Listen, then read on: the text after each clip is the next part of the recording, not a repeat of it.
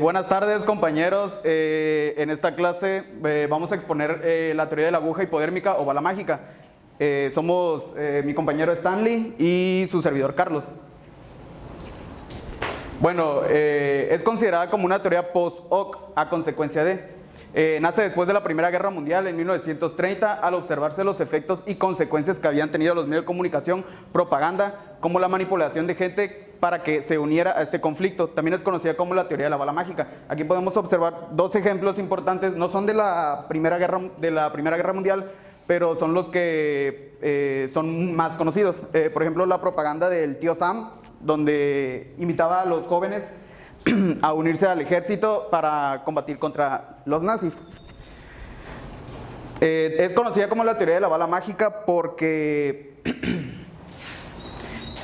es conocida como la bala mágica porque según es un disparo de propaganda que va directo al cerebro, y es conocida por la aguja hipodérmica porque la propaganda sería como la droga o algo que te van metiendo directo de la vena. Siguiente. Bueno, una segunda causa relacionada fue el auge de las ciencias sociales de la época por medio de las teorías conductistas, que hablan de conceptos sobre estímulos y respuestas, creyendo que un mensaje bien elaborado y transmitido por un medio masivo genera una respuesta casi inmediata y uniforme. Aquí podemos ver que lo de estímulos y respuestas es que si el medio de comunicación te da un estímulo, por ejemplo, te ponen un comercial de campañas electorales, que ahorita estamos en tiempo de campañas, el estímulo es que tienes que ir a votar y te lo van a andar diciendo una y otra vez. El mensaje es que tienes que ir a votar y la respuesta es que obviamente tú vayas a votar. Siguiente. La teoría de la aguja hipodérmica trata de la manipulación o efectos que ejercen los medios de comunicación de masas sobre la población, ya que existe una causa-efecto entre el emisor y el receptor. Es por ello que el mensaje llega directo al individuo, se inyecta, como lo estaba explicando antes, que es la aguja y se inyecta directo en la vena, sin necesidad de intermediarios.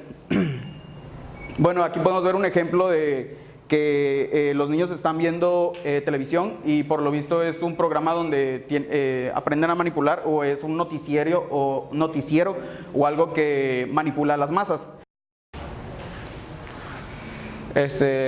La teoría de la aguja hipodérmica. Se genera un estímulo o una respuesta a causa de una reacción inmediata al mensaje por parte de la masa.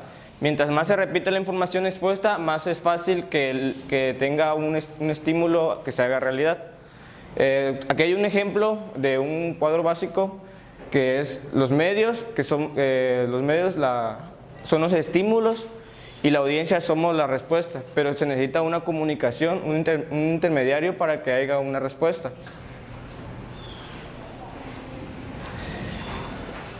Un ejemplo igual de cuando se inició la teoría de la aguja hipodérmica es no se han escuchado sobre la Guerra de los Mundos de Orson Welles. Un 30 de octubre de 1938 había una radionovela, La Guerra de los Mundos, y se sintonizó. Esta radionovela por Orson Welles no era tan popular en ese tiempo. En ese tiempo había lo que era creo que era la Segunda Guerra Mundial. Entonces toda la gente siempre estaba pendiente de las noticias en Nueva York y New Jersey. Estaban pendientes de las noticias de lo que sucedía.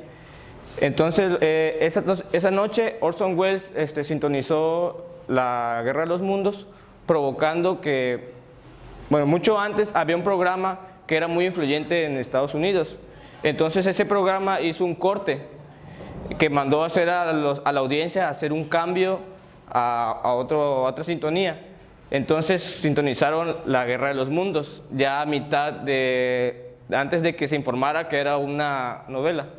Entonces se sintonizó comenzando que había una nube de gas que estaba llegando a la Tierra. Esta nube de gas que estaba llegando a la Tierra se hacía que, bueno, esta nube de gas que estaba llegando a la Tierra se sucedía como que estaban haciendo, que había seres de otro planeta que estaban invadiendo ahora sí que Nueva York o en este caso New Jersey. Entonces estos hacían que parecía que como si en verdad estuviera sucediendo.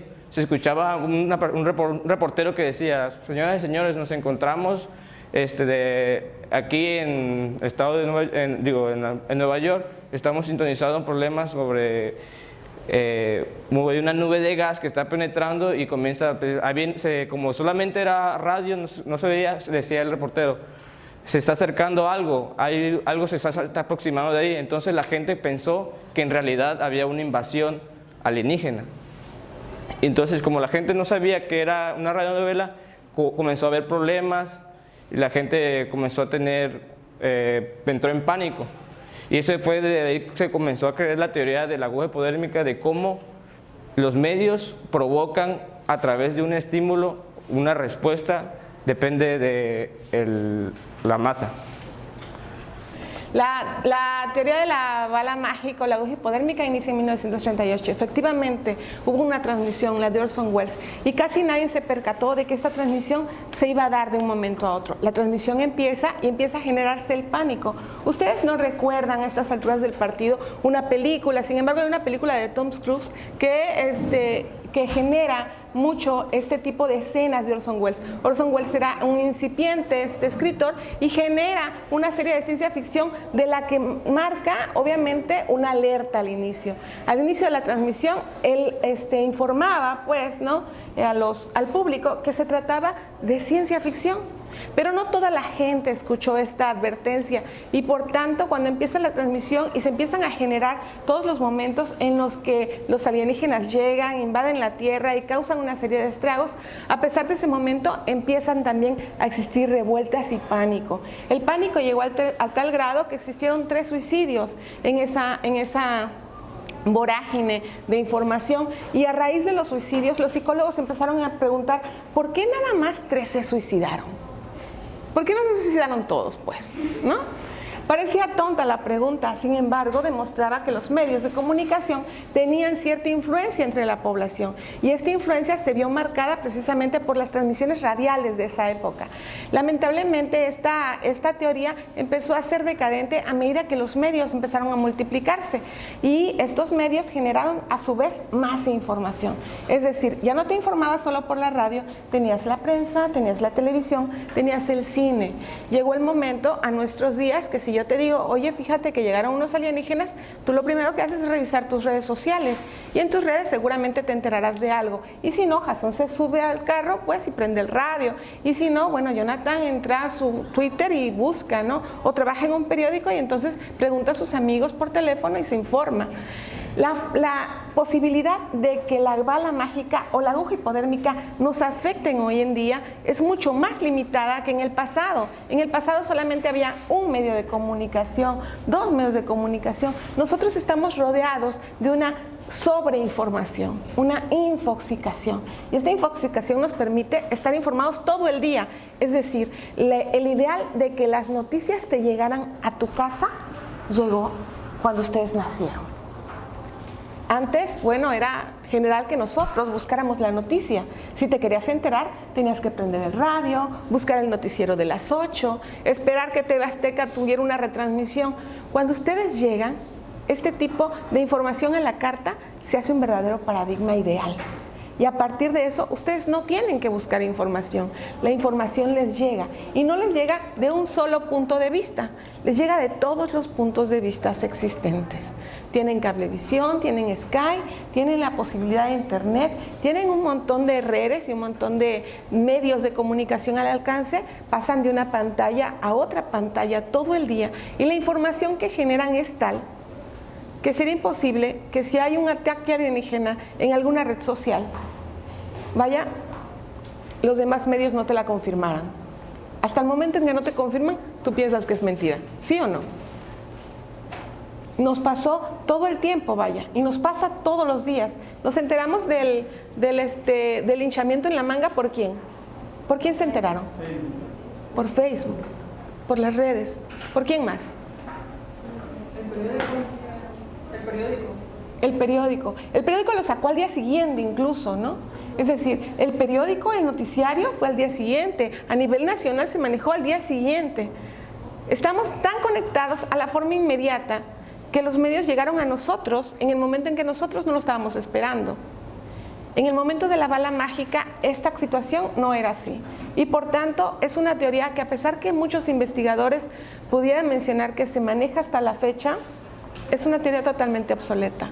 La podríamos usar si utilizáramos por medio de hiciéramos una investigación sobre un análisis de la influencia de los medios de comunicación en la época porfiriana. Va. Nada más había uno, era el Diario Oficial. Va. Aguja hipodérmica por el Diario Oficial. Válido. Pero es una investigación que no va a hacer ninguno de ustedes. Es decir, es una teoría muy buena que en su momento resultó exitosa para demostrar que los públicos son una masa homogénea, que no piensa, que solo recibe y que actúa a través de un estímulo, que resulta ser un mensaje. ¿Preguntas? La teoría de la bala mágica puede ser utilizada por los medios de comunicación como una cortina de humo para ocultar información. No podría ocuparse como una cortina de humo en este momento. Hablamos, en tu caso, de gobiernos fascistas que pagan publicidad para uniformar a los medios. Estoy totalmente de acuerdo. El gobierno es fascista y le gusta que la gente hable del mismo tema cuando ellos quieren que hable del mismo tema. Pero no puede tomarse como una cortina de humo porque la misma diversidad que existe de medios no lo permite. Es decir, en ese tiempo la manipulación del tío Sam y de levantar el espíritu bélico de los norteamericanos hacia la guerra era viable. Existían dos medios de comunicación. Tú comprabas al productor de cine y comprabas a la estación de radio y tenías una información que te parecía genial, pues, ¿no? A tus fines. El gobierno manipulaba perfectamente. Pero en este momento esa situación ya no es así. Es decir, tenemos medios relativamente democráticos, un poco más libres y por tanto los intereses se modifican, ¿no? Si hay alguien que pague, hay alguien que siempre paga más. ¿Alguien más? ¿Preguntas? Esta teoría no funcionó por ejemplo, en el 2006, creo que, o en el 2012, no recuerdo, cuando se dio que se supone que iba a haber un fin del mundo y que las personas se alarmaron también, y como no era un hecho que podía ser confirmable por alguien verdaderamente creíble. ¿Esto no funcionó aquí la teoría? No, esa es la teoría del cultivo. Funciona en base a las repeticiones de información. La teoría de la bala mágica implicaría que todos los medios dijeran lo mismo y nosotros nos creyéramos lo que dicen todos los medios. El problema es que no creemos lo mismo. Es decir, si tú creías que en el 2000 se iba a acabar el mundo, pues yo creía que no, que era otra cosa. Entonces, el efecto de los medios no tenía la misma reacción en ti que en mí. Esta teoría es muy buena en algunos casos.